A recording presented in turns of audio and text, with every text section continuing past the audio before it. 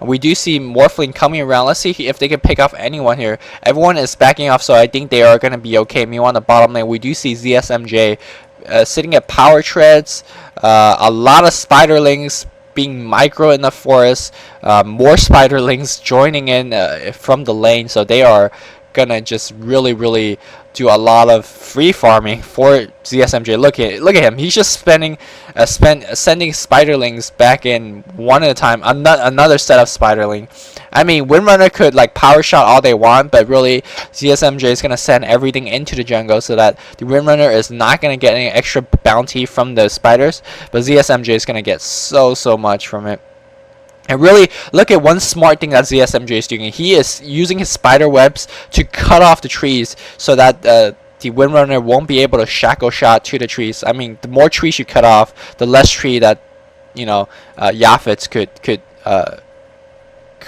you know, bounce off with this shackle shot. So a little bit missed micro, losing 2 spiderlings to the Windrunner, but no big deal there. As we see a big push going to mid lane as well. This early game LGD team is showcasing why they are really going to win this game in probably 20 minutes or so, and they're just pushing towers one at a time. Nothing the Sentinel team could do about it. Right now at this point, they don't have the AoE. They don't even have the level to deal with the amount of pushing, and we could see that the LGD team pushing for level 2 tower here. Venom wards being placed down like crazy here.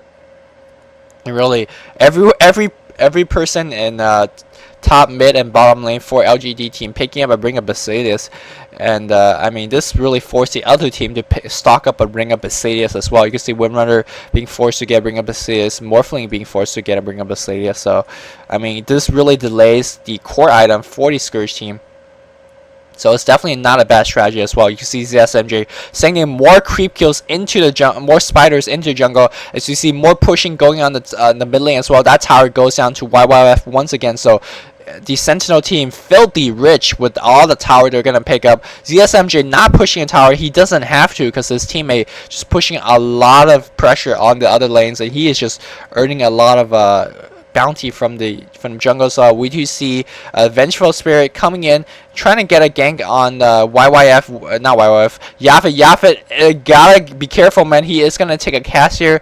There probably is gonna be a swap. No, he's gonna be warded away by the initiation coming on. And Vengeful Spirit and the Witch Doctor a little bit in trouble here. He is quite okay. Oh wow, what a cast going on the Witch Doctor. Witch Doctor is gonna be okay here. There is gonna be a Brim Run going off. Broodmother should be okay. Broodmother is going to be turning around for the Sven here. Sven taking a lot of damage from those Spider Eye. He is only level 4. He is going to take a cast and he's going to be picked off. And we do see Zoe coming in. Zoe is going to pick off the Broodmother, so good job by Zoe there, picking up the lagging kill. No, that is not Zoe, that's Banana there. So good job warding away the ZSMJ though. So ZSMJ 10 minutes in, let me see how his farm. 10 minutes in, he is at 42 creep kills and 24 neutral, so he is definitely farming extremely well. And you can see that he still has spider rides absolutely everywhere. He should be sending those into the jungle and getting more gold. If you look at the tower count, it is 3-0 in favor of LGD. So LGD even pushing the top tower as well.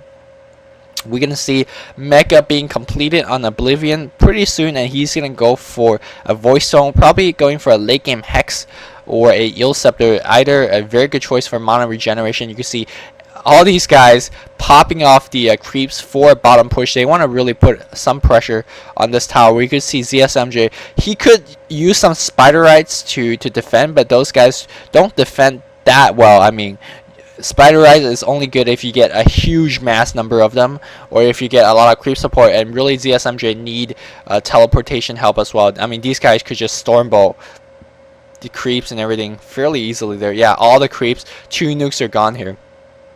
You can see that the Puck Invisible gonna backstabbing from behind. ZSMJ already popping his ultimate, and he is gonna focus on the Sven here. There is a Dream Core going off. Sven is gonna take some trouble. We do have a Death Ward being placed, and ZSMJ doing a lot of slowing, doing a lot of damage, and I think that he's gonna be picked off. So GX is gonna pick up a double kill with his wards here, and I think with that they can push the bottom tower for the Sentinel, and really commandingly from ZSMJ, from LGD here.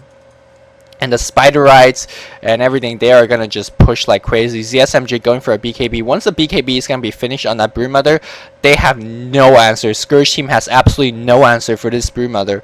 And they really have no hardcore ultimate stuns for that Brood.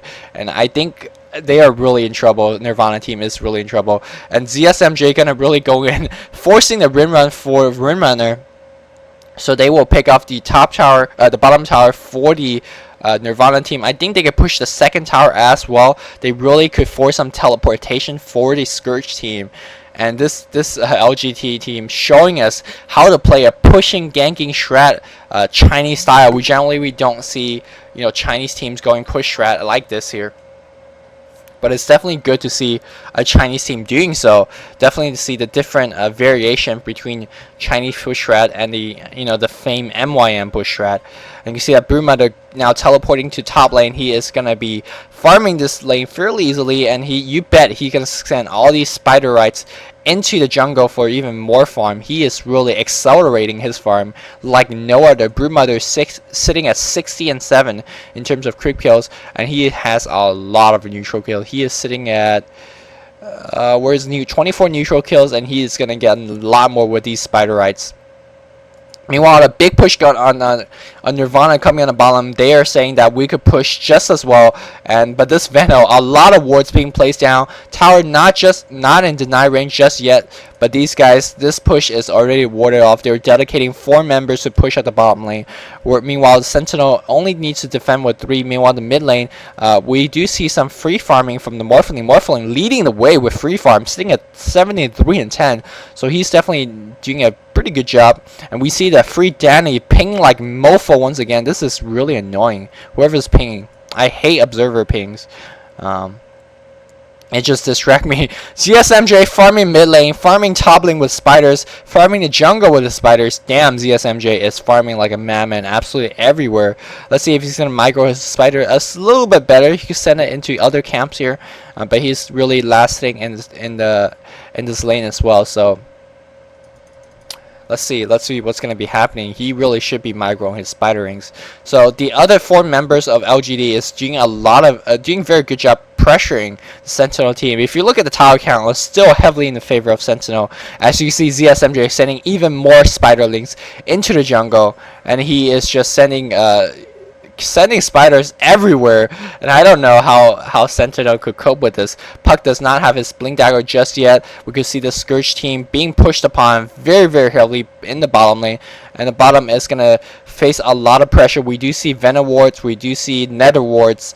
They do have a lot of wards on the Sentinel team, and they could push fairly easily. Nether blast push, you know, going crazy. And what a dream core, getting 4 people, Stormbolt getting a lot of people as well. This is the fight that Nirvana needs. They're probably gonna pick off the Witch Doctor in trouble. Venomancer dropping his ultimate. They will Morphling waveforms in. They will pick off the Witch Doctor, but in trading Sven for Venomancer, a little bit in trouble. Venomancer trying his base to run. The Pugna doing whatever he can, decryptifying and blasting. The Crystal Maiden gets picked off. I think Venge is gonna get picked off as well here. Venomancer get picked off as well. So that one dream coil into a lot of stun, a lot of damage being placed, and Nirvana team is gonna win this team fight. And that's one team fight that Nirvana team needed. They were really on the back foot, being pushed so heavily there.